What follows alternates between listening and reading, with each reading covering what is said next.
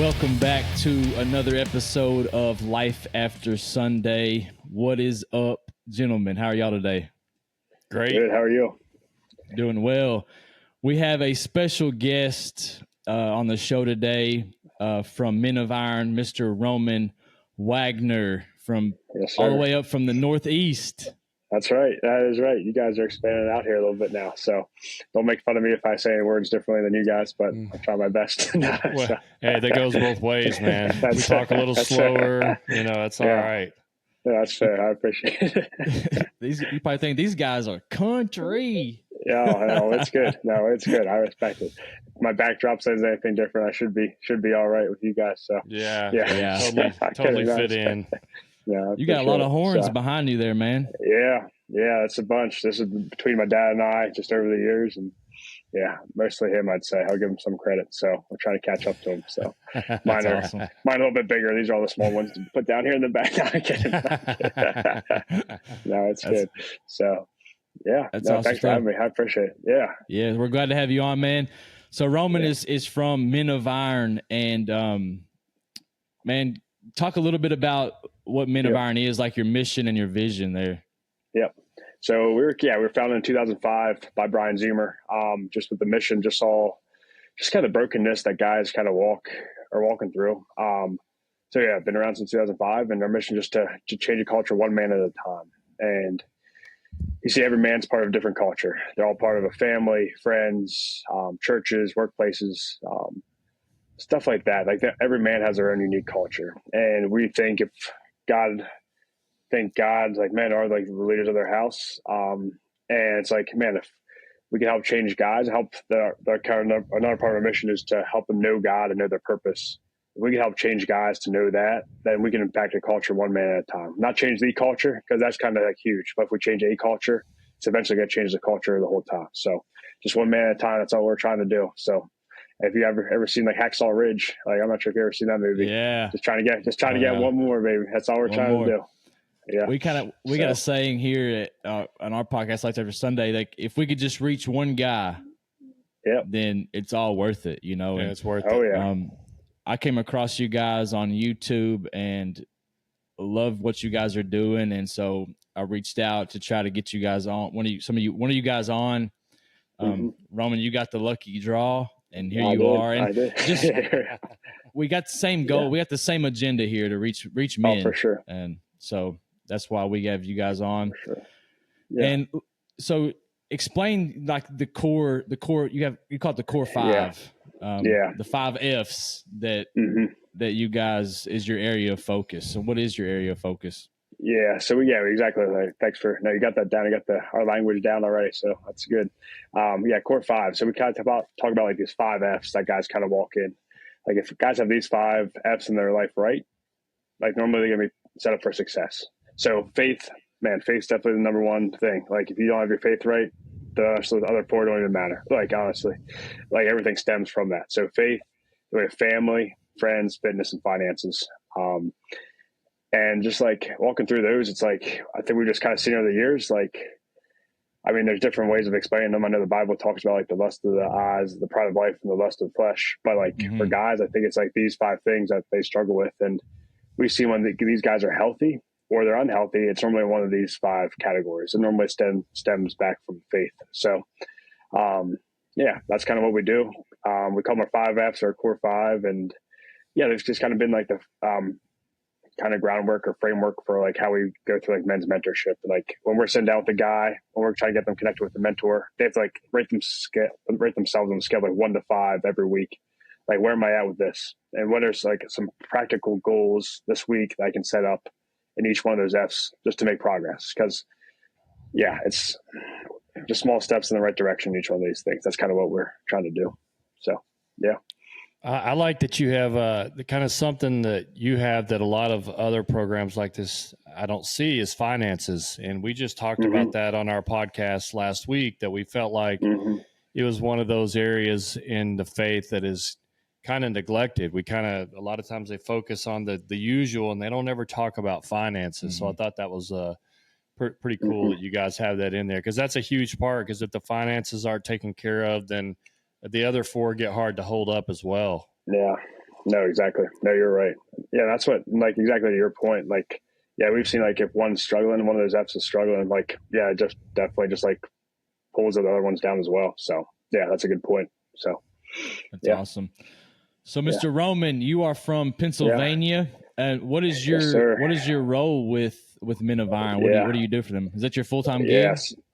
Yeah, it's my full-time gig. So my title is called the Generosity Facilitator. So that's a fancy way of saying I help our nonprofit raise money. So awesome. So it's me and my boss. There's about 10 of us on staff right now. We are based in Manheim, and then Manheim, Pennsylvania. And then we actually have a guy down in Tampa, Florida as well. So it's my main role. And then I work at a small college. It's called Messiah University up here, doing some strength and conditioning stuff for some of their teams up there. So yeah, that's kind of that's a little bit of background on me. So yeah. What area of Pennsylvania? Help us, the idiots out here. I was going to say, you could. So we are about, how do I describe it? We're like southeastern. Yeah. Like, so we are about like an hour and a half drive from Philly. If you start heading west out of Philly, or also we were like, you guys probably heard of Hershey chocolate, right? Oh yeah. Have any Hershey? Oh yeah. Okay. So I'm like a 20-minute drive from Hershey. So sweetest place on earth. So that's about, there you go. I'll be a little bit closer to home. So next time you're in a chocolate bar or anyone else is listening one of this Hershey, just think of Roman Wagner. I'm not sure if that'll be good or bad, but there you go.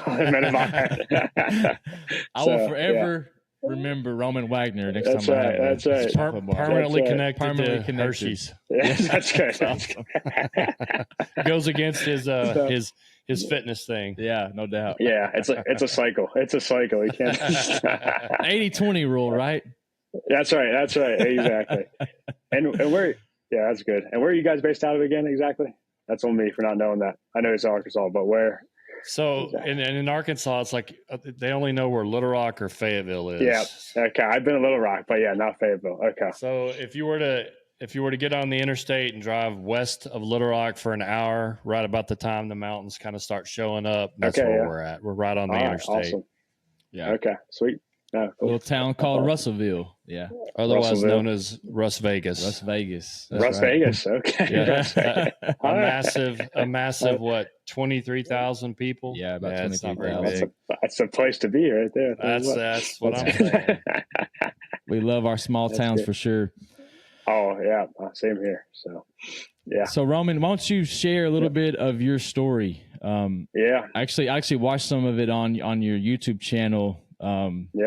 Shame to Grace was the title, man. If you want to share a little bit of that with us, that would be awesome. Yeah, for sure. So I grew up in a pretty conservative Christian household. Parents are both believers, so that's a blessing in itself. Grandparents are the same way as well. Older I get, I'm seeing that's like less and less common. So that's been a huge, but anyway, I'll make it short. I grew up in a conservative household, got to high school, and this is not me trying to be whatever, but I was a decent athlete, good athlete, popular guy, blah, blah. Got in outside, grew up in the church. Yes, still was going to church, going through all the youth group stuff. But during my, my junior year? Yeah, dating this girl at the time. And girls have definitely been a struggle for me over the years. Got her pregnant and didn't know what to do with that. So she got an abortion with the kid, and I was just kind of hands off. I wasn't a man enough to stand up and do anything with that. So, that was during my junior year, and I didn't have anyone. I didn't actually have a relationship with God. Like, I went to church and did all that stuff just out of we believe in I feel like I believe in Jesus and Christianity. Like, I believe in college football or something like that. It's what we're supposed to do, it's what we're supposed to do. And it's great. Don't get me wrong. I hope my kids grow up in the church and grow up and everything like that, but just didn't have that relationship piece, which was so key. So I didn't feel like there's people I could turn to. I had a good support system. I just didn't just growing up in a more conservative thing. I'm shoot, if my parents found out or people found out, I was just living a total double standard life. So anyway, ended up just kept going, just kind of had that, and then just kind of the shame and guilt from that just kind of built up. Got super depressed, turned to cutting stuff and other stuff, got super depressed during my sophomore year of college, dated different girls during that time, had sex with them. And then God just pretty much loved me enough just to freaking let me just break down, just let me out to dry. And I needed it. He loved me enough. like there's a prodigal son story, and like, man, I was like eating with the pigs. Like I was like walking with the pig. That's pretty much what it got down to, and I needed to walk through that just to get broken. Yeah. And then I'd say during my sophomore year, God definitely turned my life around there. So, and I think that just like during high school and college, like I've like then during that time I got introduced to a mentor. We went every week for the rest of like the next 2 years, kind of my life when I was at Messiah University, college I went to, and that's kind of where I've got kind of like the heart or whatever for mentorship, and also just like younger guys going through. So that's kind of like a little bit. Don't get me wrong, hasn't been perfect since then, but like still just trying to make strides. Like progressive sanctification, we're all just trying to get better. So Yes, like more like Christ and less like ourselves. So yeah, that's definitely the short version of that. But yeah, if anyone's listening to this and they're struggling with anything like that, just like feel free to reach out to Men of Iron or reach out to myself, like, or these guys. Like, hey, we're happy to help, happy to listen. So yeah. So I heard you mention just real quick the mentor. Yeah.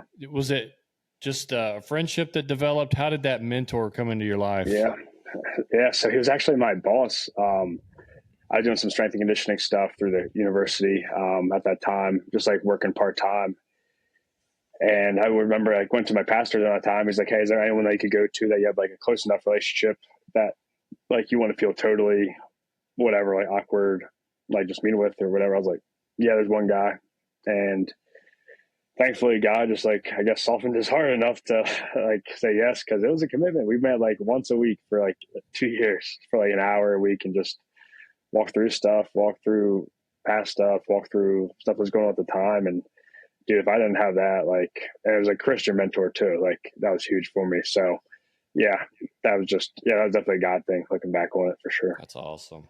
man. I feel like that is so huge, and that's why we're sitting here talking to you today. That men feel so isolated in their issues and their problems that they don't have anyone to talk to, and it's just paramount that they have someone to talk to, and it's amazing, really.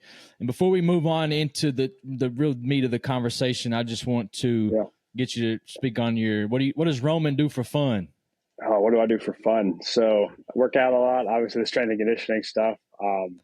Enjoy working out, enjoy hunting. Obviously you can see that behind me. Enjoy hunting. So mostly rifle right now. We'll see, mostly whitetail and elk hunting. We went elk hunting this past year in Colorado.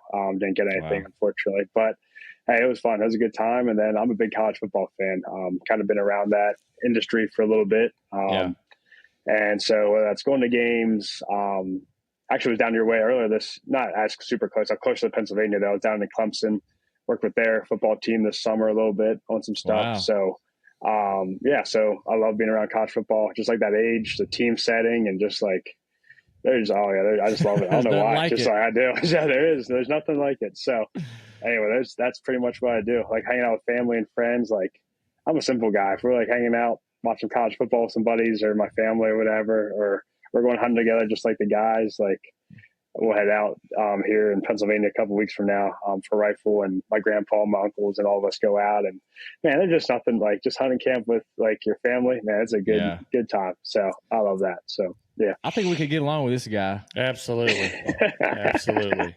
We are two college football fanatics right here for sure. Yeah. All right. And you're working with D3, D2 and D3. That's where the real football is being played, because they're doing That's it. Right. I mean, they're not even close to a full scholarship, and they're out there just playing. Then you look at the D1, and they're getting everything, So you get to see the pure form of the game. That's right.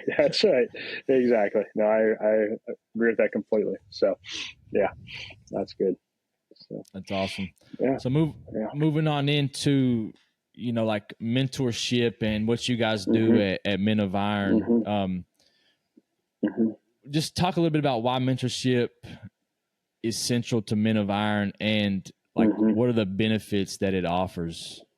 I mean, I think it just goes back to like, we're not doing this for no reason. Like we're not doing this just like because we think mentorship's like decent. It just like if you go back to the Bible, like Paul and Timothy or different stuff like that, like people in scripture, like Jesus had his disciples, like there's like mentorship is all over the place. Like it's pretty much just discipleship. We just call it mentorship. But I mean, I've just seen it in my, like, or Men of Iron for specifically, we just believe like when you have an older guy that you can talk to, or even a younger guy to pour into, they're just like, our big thing is Proverbs 27:17, iron sharpens iron, as one man sharpens another. So it's like, that's like our foundational verse. That's on everything we do. Like, if you're mentoring someone, you're getting sharpened just as much. Like, the best way to learn something is to teach it, right? So when you do that, when you're mentoring someone, like, you're getting sharpened just as much. And then also, if you're a younger guy, like, whether it's like you're running your own business, just starting a family, if you can get a guy like a season ahead of you in life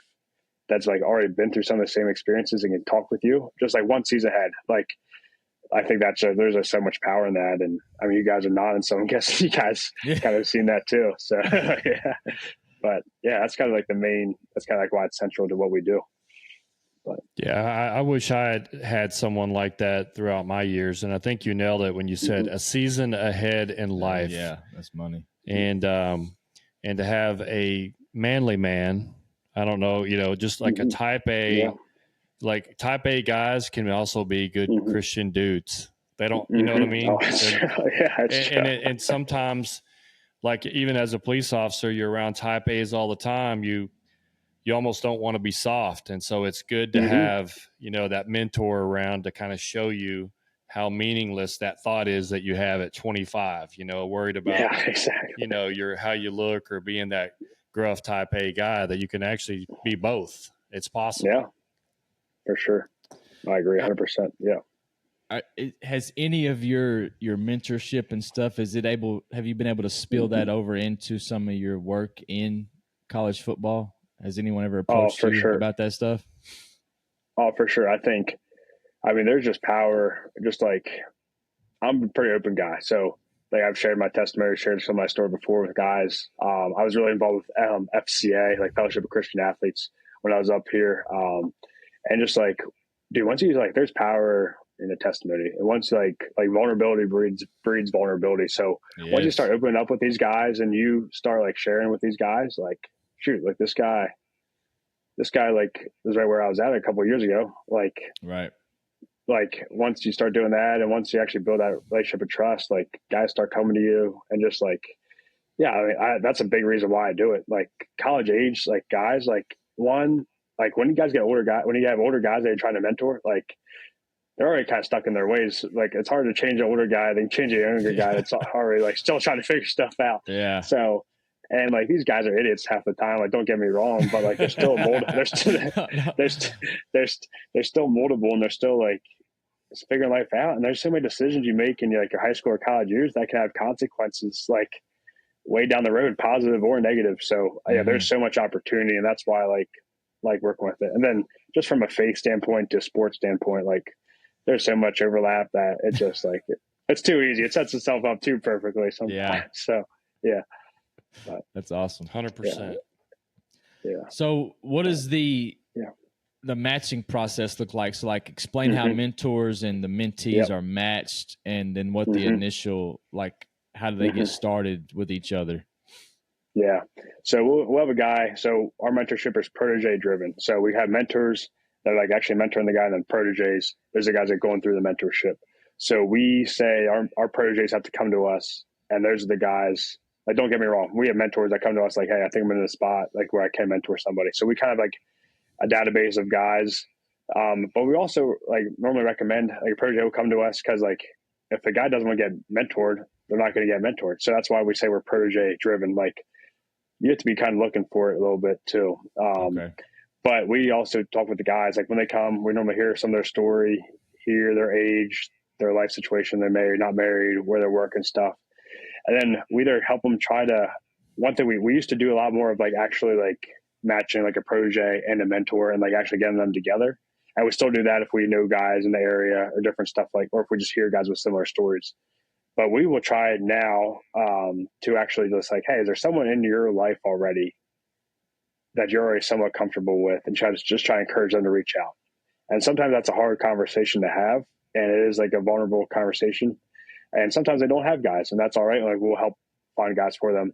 But like, which I mentioned earlier, like, we try to either do it if like they work in the same industry, or like they're stage ahead of life, like with a family, or they just like maybe guys like engaged and like there's a guy that's been married for a few years. Like we try not to match, like, don't get me wrong, like my grandpa, for example, I could learn so much wisdom from him over the years, but like there's something about me. I'm 25. There's me sitting down with a guy that's like 30 or 35 that's like a little bit more relatable. And don't get me wrong, like once again, not trying to come out like older people or anything like that, but there's something about just being like a little bit ahead.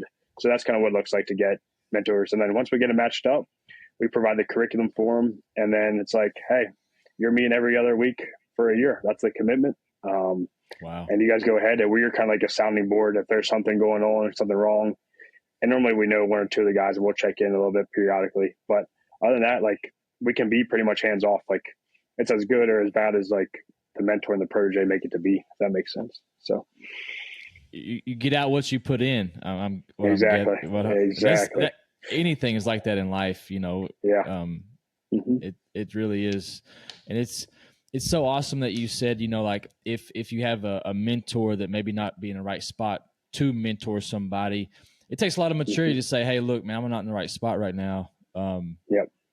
To do that. And we hear that a lot of time at our church, our pastor, you know, if somebody's in a leadership role, they're like, look, don't get tossed under the wave of working and doing this thing. If you need a break or if you're not in the right spot, say, hey, and we'll give you a break. You know, it's okay. Yeah. It's okay to need a break. Yeah, you know, exactly. So. Yeah. You got to get poured into to pour yourself out sometimes, and you don't be pouring out from an empty place. So no doubt. That's good stuff. What obstacles do y'all face, you know, in maintaining the program and like, what do you use to sustain engagement or sustain people coming to you guys? Yeah. I mean, it's not too, how do I say it?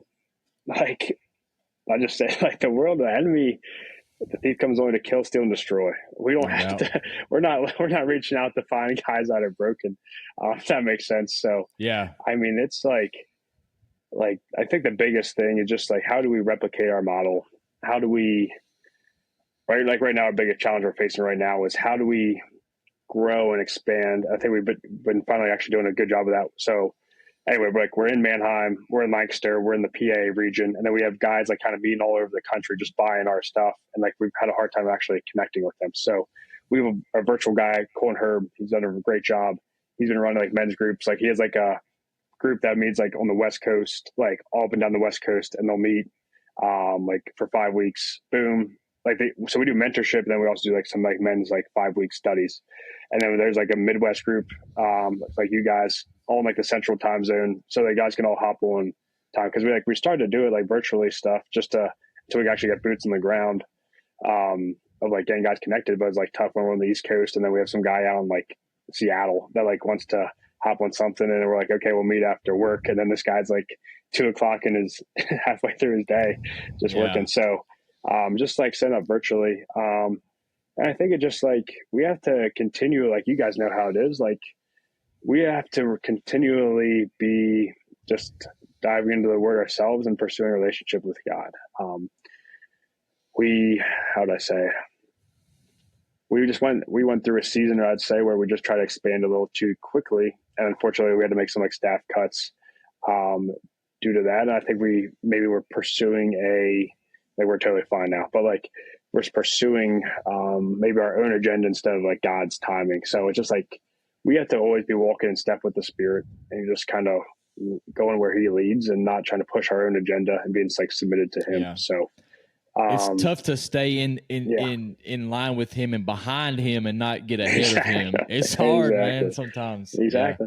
Yeah. Especially when you feel like you're doing good stuff. You're like, oh shoot. Like, and then you like try to bite off a little bit more than you can chew, and there's some consequences with that. So that's it. But we're good, just to clarify. So it's a process, man. It's a learning process, trial and error. And for sure.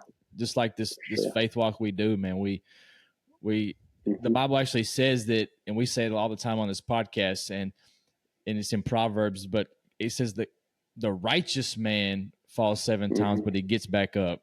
And it's the getting back up that we all fall. If you stay down, that's when it's bad. You got to get back up. That's true. That is true. That is very true. That is true. But, so with your organization, you obviously, you guys saw a need for Christian focused men's ministry. And what kind of spurred you to do this? Because obviously there was a need, and this is filling that role, and we're trying to kind of do the same thing. But what are your thoughts on why it was even there, how there was even people that needed this, you know? Yeah. I think, okay, so I think guys, so our founder, Brian Zoomer, guys, how do I say this? I think the enemy knows that if he can get after men and destroy them, he can destroy the family, like destroy Christianity, 100%. destroy church. And like the number one factor, if a person's going to be a Christian or not, is not to go to church, not or anything, is if their dad was a Christian or not. That's like a real fact. Like that's a real thing. So anyway, guys either get apathetic and they just get lazy, or they get like aggressive or whatever and whatever. So I think they're just like, this is a shot at the church. This is not supposed to be a shot at the church, but like guys just are not good at talking. Like we have like it's a fact. Our That's golfing true, buddies. man.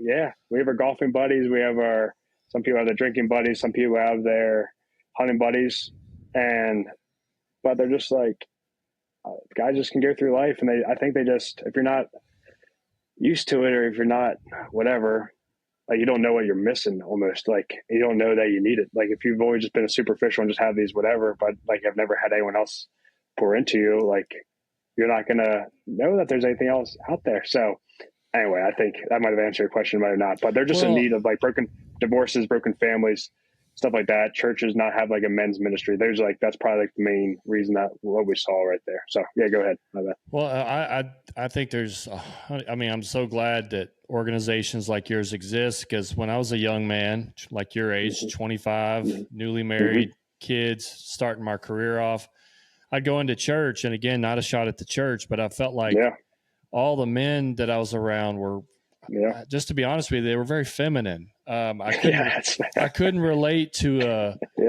okay, I let out a cuss word last week. I'm sorry, but I'm still a good dude, and I'm in there with these guys that now this is my own young mind. No, you're good. I thought that they were that they were perfect. And I'm like, I can't relate to these guys. And so having that men's ministry where we can actually relate to each other and realize we're actually very much alike, so that's awesome that you guys are doing this. Yeah. I think a lot of men go through their entire life not even realizing that other men struggle with the exact things they struggle with. And they don't have they're scared. A lot of men in relationship are surface level, like just like you were talking about. Sure. Like they don't get into why am I feeling this way, or man, I can't even tell this guy I watched porn last week, but I need to tell somebody, and they don't tell anybody, and then it just snowballs into this mass. Now next thing you know, they're addicted to porn and they're cheating on their wife. Because they feel like they couldn't talk to anybody. Yeah, because you're certainly not going to bring that up in a couples Sunday school meeting. You're all there in the couples, and then I'm in there, and they're going, "Please pray for my son. He has a cold tonight." I'm like, "What are we doing? I got to get out of here." I love it. I love it. That is so true. Yeah, go ahead. So good for the guy stuff, man. Yeah, come on. We need good stuff. So, what are the reasons why men's ministry, like why is it often overlooked, like in the past? I think there's a kind of a push now all across the church to push men's ministry, but I think maybe have been overlooked in the past. Why do you think that is? Yeah, I would say I'm not sure, this is just a thought. I think how to say this. I think sometimes there's a disconnect. This is what I've seen sometimes talking with different churches. Some of these pastors and stuff they don't know how to talk with like a lot of business guys or some like other guys in their congregation. And I think that's part of it. Like, and also like we just talked about, like if guys aren't saying there's a problem, they're not going to there's not going to be addressed. Like, I don't know. And then also I think like women's ministry and stuff, one, they just talk more and they're just like more open with each other. That's good or bad sometimes, but like also like, how do I say this? I think I'll say it like, I think guys like, I think there's been a lack maybe of like guys actually stepping up and taking that on. It's like, man, I see something missing here. It's like, Yeah. that kind of sucks. Like, no, like actually step up and lead. Like if you see a problem, like go and do something about it. Like if you're men's ministry, if you don't have something going on, like if you get one and three other guys, like, hey, we're going to meet for, it doesn't have to be anything crazy either. Like just like do something you guys enjoy. Like let's go get breakfast, like before work, like every other week or like once a month or something. And like if you start telling more and more guys, like boom, you have like a whole men's breakfast like once a month. Boom, like it doesn't have to be anything crazy. Like if you enjoy golfing or hunting, like hey, we're going to shoot our guns like this week and we're just going to go talk. Like it doesn't have to be, guys don't have to sit down and talk. Like you have to like make guys, like I'll lead here's an example. Sorry, I'm going off a little bit, but it gets me fired up. So anyway, I like to lead a men's group of, I lead a men's group like every other week. And there's like 16 of us guys. The youngest is 18, the oldest is 32. And all of them have been through sports or through the gym, from college sports, from high school sports, just guys in my life. And like, I enjoy going to the gym. I enjoy working out. So I'm just going to talk to the guys about Jesus when I'm doing these things. And over time, like we build it up and I get them food. Like if you get guys some food, like they'll show up. Showing up, free food. So that's my sorry. Anyway, there you go. That was a little off the whatever, but yeah. I think you hit the nail on the head too, Mike, when you were talking about like, if I'm a guy and I walk into church and I feel like I can't relate to any of the leaders in that church, you're out. You're checked out. Yeah. You may show up and you may go through the motions and you may whatever, but you are checked out in your head and you will not talk to anyone. And it seems like women, because it just seems like women are so much more mature than guys. And so like you go to church and the women's ministry and everything going on with the women is just going great.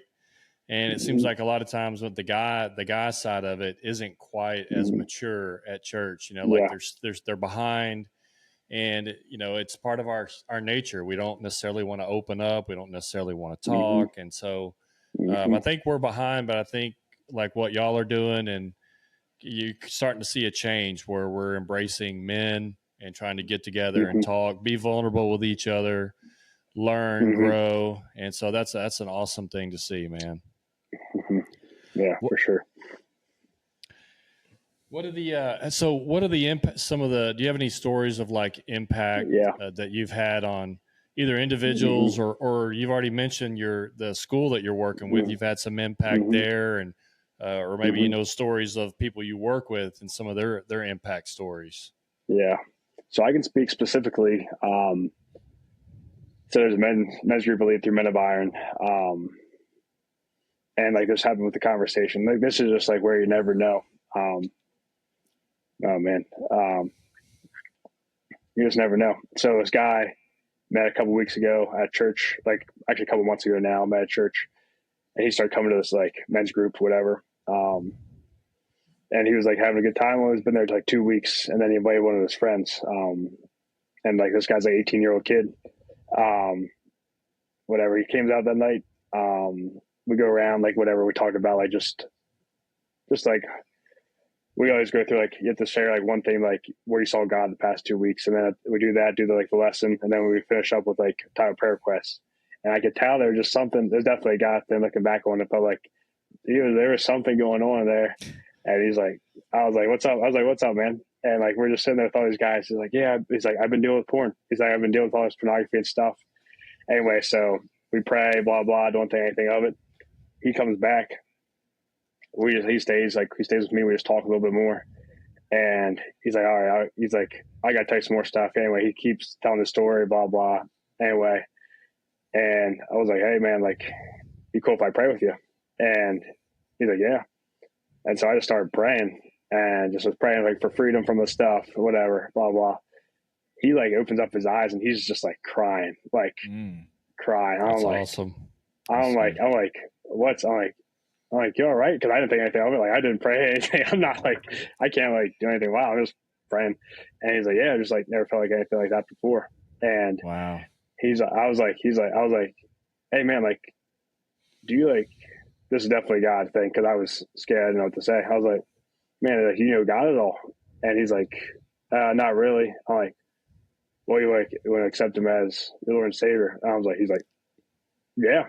And so anyway, so he accepted. Awesome. So anyway, he comes back next week and he brings a buddy. So just like that multiplication. Or just like we hear guys stories all the time. Like they start getting mentored. Like their families, like they're praying with their kids now. Like they're like them and their spouses are like starting to pray. Like they're going through Bible studies together. Like that's like where we see like that's the cool stuff. Like it's awesome when like a guy gets changed, but when you see like those ripple effects, like of like the multiplication even of like just getting passed down, especially like it gets me like with kids, like with their spouses or stuff, like, oh man, that gets me. That's awesome. Like, yeah, I don't know. I just love it. So that's how you start changing communities right there. Yeah. That's what you're talking about. You reach one guy and then he goes and tells another guy and then that guy goes and tells another guy.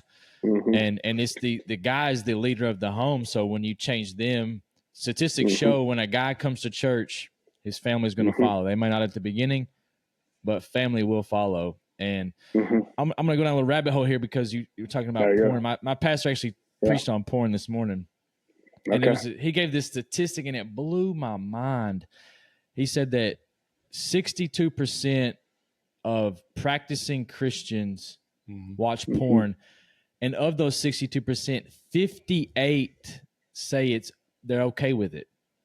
They don't want to change and they're okay with it. That's a mental hoop that they've jumped through. Yeah. That blew my mind, man. And that's a serious problem. And I think going on this rabbit trail real quick, but I think that's not talked about enough to men in the church. And that's a serious issue. But anyway. How cool is that though could you not just literally see all that weight and guilt that he'd been carrying around inside of his soul on his shoulders, seeing that just lifted off? Yeah, when you were praying with him, man, just he was free of that. That's just that's awesome, man. No, it's cool. It's cool, man. Like, yeah, it's all. Yeah, I was like, yeah. So it was funny. Like, so this is if anyone's listening out there, if you ever like someone ever accepts Christ, you're with or whatever, you get a picture with them, you get them to sign a piece of paper because. I was like, hey, a couple of days from now, the enemy is going to like try to come back at you or whatever. But you got to have some proof that like it actually happened. That's a good idea. Sort of. So I like that. So we took a selfie. I sent it to him. So like, hey, you have this picture. This actually happened. You're good. So yeah, that's awesome. So what is your perspective on why like masculinity and biblical masculinity is portrayed negatively in society today? Because it is big time. Yeah. That's a tough question. I'd say that's a tough one right there. Yeah. I think we've hit on it a little bit already because I think the enemy wants to take out the man. And if he can do that, then he can take out the kids, the wife, everything else. Yeah. That's my thought on it. Yeah, I agree. And I think even like society, you talk about society, like stuff like I'm not sure why, but there's like even small things you would see like in like Disney movies or something. Like it's always like the dad's an idiot and like the hedgehog or like the dog's like the hero or something. Like there's like there's dumb stuff like that just like what am I supposed to do about this? And or I think it just Do you remember seeing the Gillette commercial for a few years back when the Gillette commercial where they showed men raising their boys and basically talked about how the kids need to settle down, the boys need to settle down. Basically we need to demasculate our boys. Yeah, I haven't bought Gillette since, but this is a commercial of a shaving cream trying to tell us men to basically emasculate our young boys. Yeah, Incredible. Kind of going off that. No, that's a great point. Have you guys ever heard the book Wild at Heart?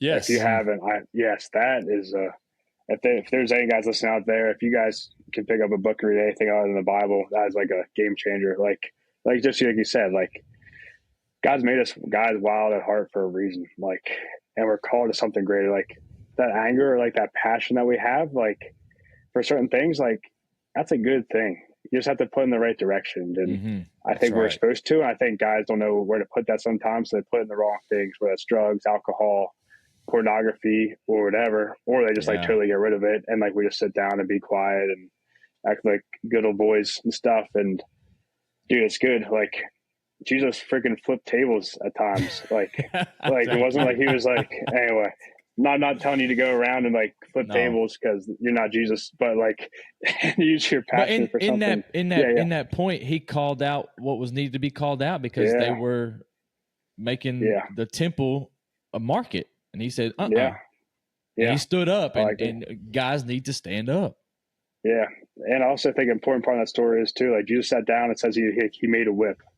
And I don't know, I'm not sure. I don't think back then it like was super quick to make a whip. I could be wrong, but like make sure if you are fired up about something, like your heart's in the right posture before you go and start doing anything wild. So anyway, this is not a say go wild or go crazy. This is control your passion. Yeah, like that. I read that book, and it actually talks about like we all come with like a warrior inside, and we all these feelings we have, it's just the job of the dad. We channel it, but they're not bad. You know, these are not bad parts of us. You know, it's okay. We just need to channel it.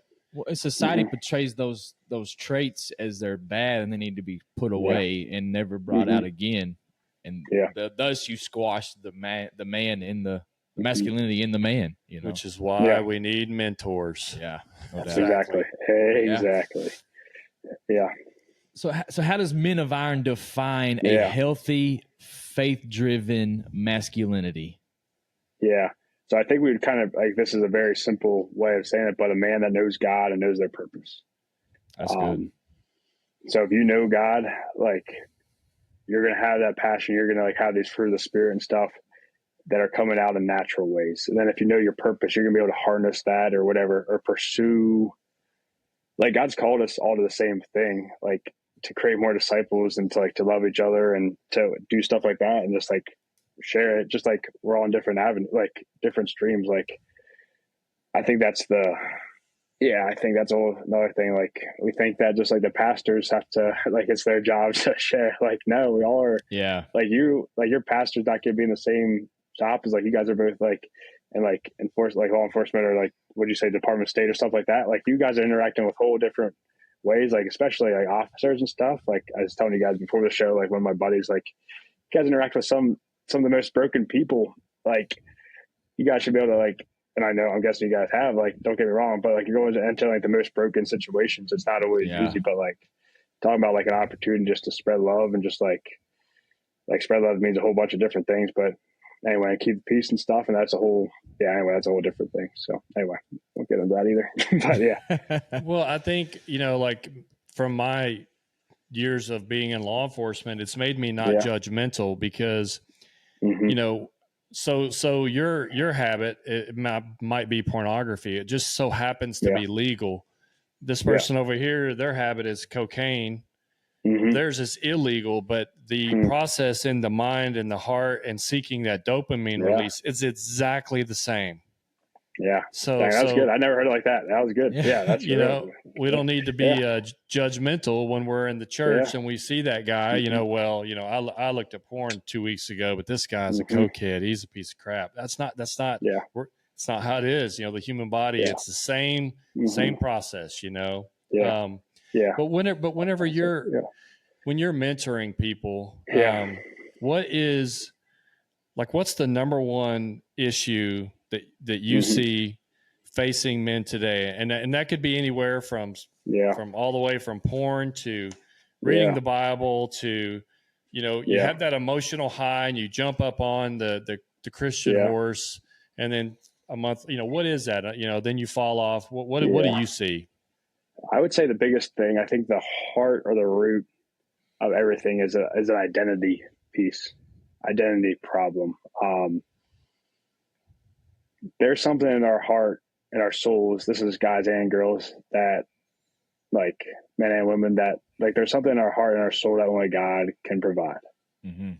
Oh, yes. And I think, like we just said, like whether it's pornography, whether it's like being a workaholic, working whatever, whether it's like some addiction, like it could be cookies or cocaine. Like I heard the pastor said, like it cookies all, or like, cocaine. It could be. It could be like not for real. There's just this identity piece, and guys don't know what they're missing. And that just comes out in so many different things. And like, if you can just know God, like not know about him. There's a difference between like know about and like know, like, this is not trying to be weird. I'm just saying, you guys are both married, right? Yep.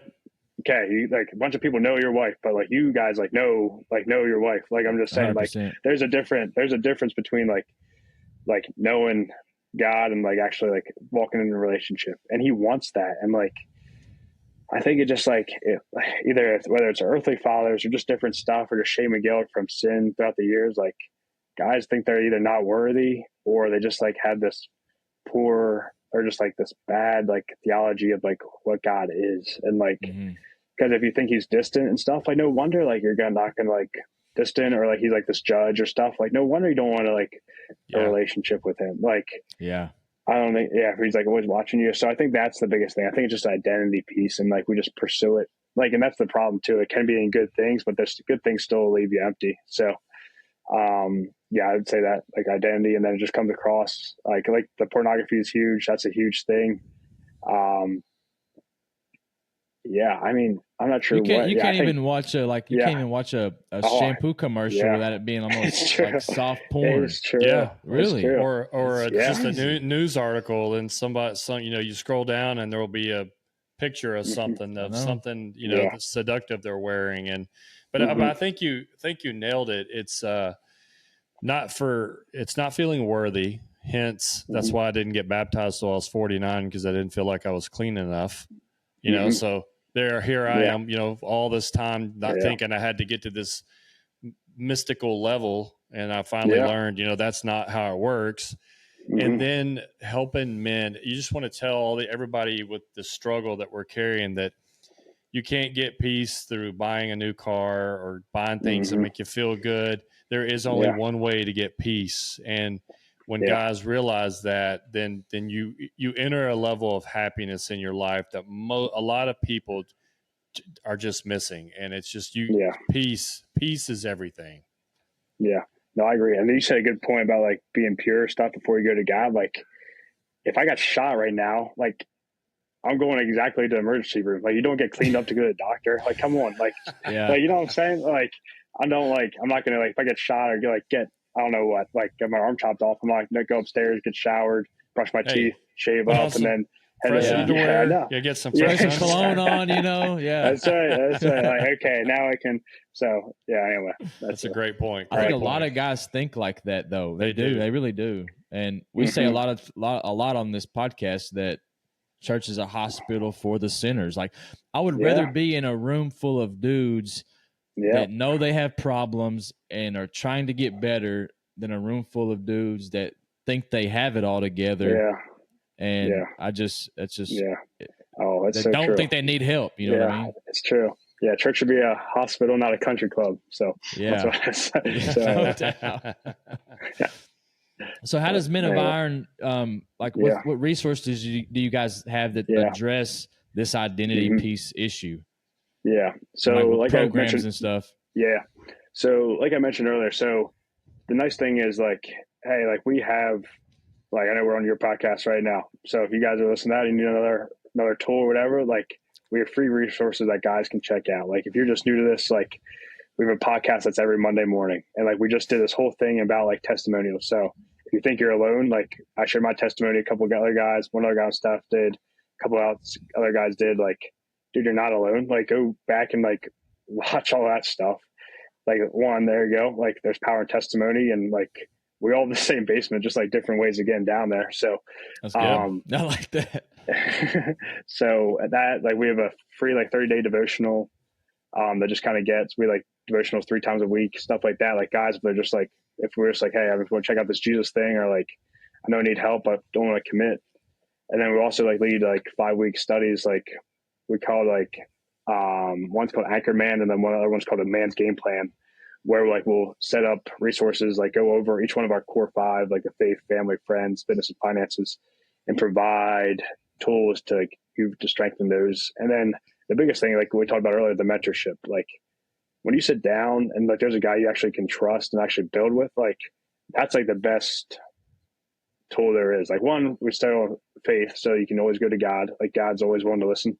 And then two, when you have someone that you can go to, like, I don't know, this is a little bit like, one, we help you get a mentor, and then two, like, once you develop like your friends, or you try to like establish a couple of friends, like, we call them like who are your corner toters. Like, the Bible talks about, like, there's people that carry their friend, like, cut a hole in the roof and like lay them down in front of Jesus. Like, do you have like three or four friends that like will freaking cut a hole in the roof and do whatever it takes to get you back down? And just like, you know what I'm saying? Like, anyway, so I think we don't actually have, I would say, we don't have like direct resources per se. We can help guys get connected with some of those people, but I would say we just help you provide the mentorship itself, or these other resources that, like, hey, either one, know you feel you're not alone; two, get scripture in front of you all the time; and then three, hopefully get connected with friends or mentors that, anyway, you can just do stuff with life together. So, yeah. I want to share a quick little testimony on like finding a guy that you can talk to. A few years ago, I was addicted to porn for a long time, man, since I was like 14, and even as I got back into church, it's one thing I never let go. And about 4 years ago, it almost cost me my marriage. Long story short, in that time, I went to a guy that I knew from our church, and I knew he struggled with the same things a long time ago, but this guy's like 70 now. And from that point on, I knew I trusted him. I talked to him. I would tell him things I didn't tell my wife. And it was something, a thing of beauty that I know along with Jesus, but having that guy to talk to helped me overcome that addiction. No doubt. I would call him every morning before work. We would talk, sometimes not even about anything of importance, but then sometimes it would be. And I just want to make a testament to how important it is for a guy to find that person they can trust and talk to and say, I messed up, and they're not going to bury you in the grave and say, cast you out of the church. You know what I mean? Like, sure. I trust you, and I'm going to tell you this, and I don't want any judgment back, but I want help. I need help. Oh, for sure. And so I just a little testament to that, how important it really works. It does work for sure. Yeah, for sure. No, that's such a good word. Yeah, go ahead, Mike. My bad. Don't you guys have retreats as well? I looked online and saw y'all had some pretty cool. Like, how long are they, and kind of what goes on there? Yeah, so we call them equilibrium retreats. That's a good word. So we take guys away. So whether that's fly fishing, going to like claybird shooting, golf trips, taking guys down like our Tampa area to like the beach. It's like a weekend. It's like a long weekend. It's like 3, sometimes 4 days, just depending on what guys can do. Because we like to say if like a guy can get a change of pace and change of place, almost some like change can happen. Like so, and then those guys that kind of go through like our core 5 that weekend, and like there's just something about getting away. And let's kind of go back to the friends, or like what you were saying about like having guys that you can actually open up to. Because normally these guys come together to actually normally know each other, and sometimes they don't as well. But yeah, we do them. It just depends on like as needed. If guys like are interested, like we'll definitely host them. We're doing one in January coming up. But yeah, then these guys are committing to meet like for the next 6 months, one time a month. And so there is like already like if you commit to this weekend, you're gonna get this weekend. You're gonna hopefully get some change there.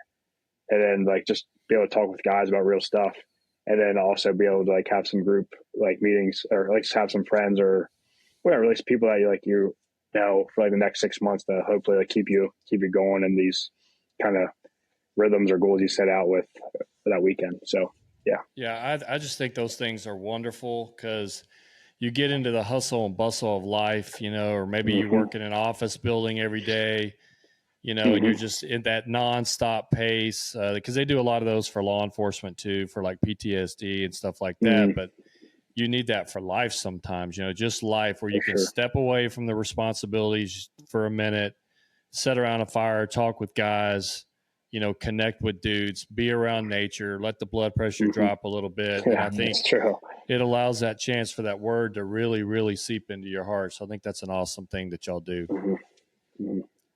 That's awesome. And then y'all also have programs, like if there's a church that wants to get something like this going, they can buy the program where they don't have to reinvent the wheel, right?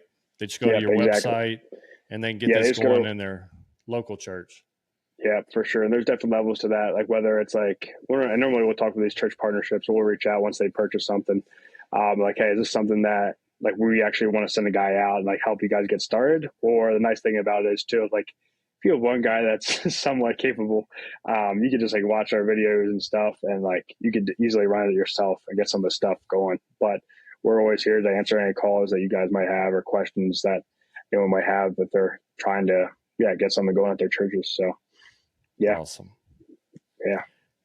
Any last words of encouragement for men that are on this journey, walking this walk, trying to be better, maybe not even walking the walk yet, but just any words of encouragement for men out there? Yeah, I would say, no, I think it's cool. Like, great. Like just stuff that you guys are doing. Like, I mean, this is one thing, like, so I've like started with pornography and stuff too. Like this might sound, just take, like, there's stuff in our control. Like we flirt with sin. Like there's something about Proverbs. Actually, I don't know the exact, but like about carrying fire to our chest, not getting burned. Like, dude, if there's something that causes you to stumble, like freaking cut it off. Like just get rid of it. Like, like you don't need to, I don't know. I get the sex stuff and the pornography stuff because that's kind of like been my battle. So I'll speak to that. Like I have an alarm clock. I have an alarm clock in my room. Like I don't even take my phone in my room.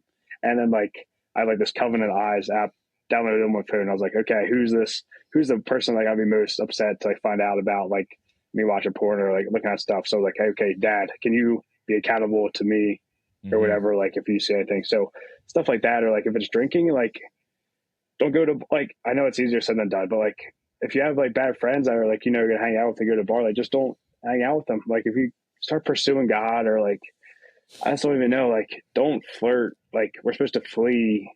Like if this is just so interesting. Like if you go out from church or you go to work next day, you go out to your car and the devil's sitting there, like it says we can fight against the devil and his evil schemes, but it says flee like sexual immorality. So if your ex-girlfriend from high school is out in your car, you better freaking run away. Like there's different stuff like that. Like honest, it's like real stuff. So I'm just speaking of stuff I can just like, there's a mentor of mine says, kill the gray area, kill any gray area in your life, like be above reproach and anything. Good. So whether that's sexual immorality, whether that's addiction, and don't get me wrong, like I'm not saying you can do it, like it's not as simple as that, but there are some things that we can cut out in our life that help. And there's definitely some hard issues and there's definitely stuff that need done. But like Galatians 6:9 says, let's not become weary in doing good, for we will reap a harvest if we don't give up. So dude, keep fighting, just reach out, just text somebody, just like, you're not alone. Like, and I'm sorry if you had bad experiences. If like you try to open up to somebody and they did not like receive that well, like that's not how Christians should act. That's not how Christian men should act. Like we're supposed to it's like God says, like, come as you are, but like, don't stay there. Like, we can come to God, like exactly with all our crap. Like when like keep going back to the prodigal son thing, like we can run to, like, we can walk back to God, like covered in pig crap and all that stuff. And like, he wants to, and he will like run to us. Like all you have to do is turn around. Like, that's it. That's the thing. He's constantly walking beside us. And guess what? We're going to fail. We don't need a second chance. Cause if we got a second chance, we keep messing up. We need someone to like save us from ourselves. Like we don't need a second chance. We need a freaking life makeover. So like God's right there walking beside you. He loves you. He cares about you. I don't know. That's what I'd say.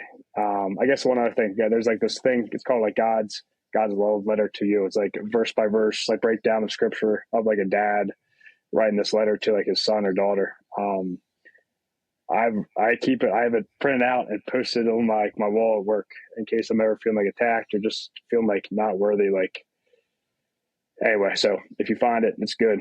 Anyway, I can send it to you guys too. But anyway, sorry, that was a lot going on there, but yeah. Well, it's like I always have to remind myself that, and tell other people that I bet 99% of you are not as bad of a person as Paul was, and look how Paul turned out. If Paul can be saved, I mean, he was a murdering fool, and look how he turned out.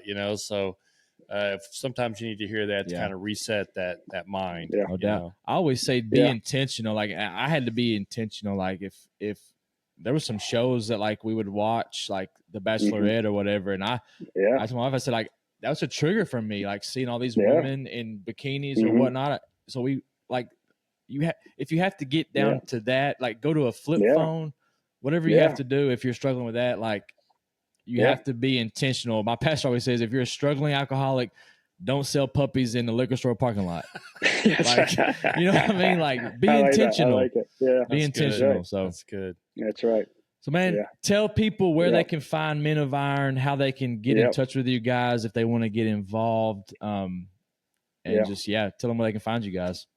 Yeah. So, I check out, first thing, easiest thing to do. I know I mentioned it before. Since we're on a podcast, I'm guessing you guys like listening to podcasts. So, Spotify, iTunes, all that stuff, YouTube. Check out our podcast, man. Like, just see if there's something. If you're like, hey, I'm not sure about these guys, seem a little sketchy, check it out. Hopefully it'll be all right. That's the biggest thing. You can email me you can go menofiron.org. Yeah, it's menofiron.org. Pretty simple. Check our website out. Check it out. You can email me directly. It's just my name, Roman W at menofiron.org. Like, I'm happy to get you in touch with somebody. I'm happy to hop on a phone call with you. We get something set up. I think those are the biggest things. Like, check out our website, check out our podcast. Website has our devotionals. I'll put all these links too in the comments. I'll post all these links when we post this video where you can find you guys and all that. So that'll be good. Yeah. So, Well, awesome. Yeah. Roman, thanks for coming on, man. We really enjoyed it. You prayed before we start the podcast. We always pray out of here. Okay. So I'm going to pray us out of here. Cool. And Definitely, Father, Lord, we thank you, Father, for Men of Iron and what they're doing to reach men, to reach their full potential in life. I thank you for all the men listening, Father. I pray that you give them the strength, Father, to reach out. Give them the strength, Father, to open their Bible. Give them the strength, Father, to overcome the temptation. And we love you and we praise you in Jesus' name. Amen. Amen. Amen. Amen. Thank you for listening to the Life After Sunday podcast. We hope you enjoyed it.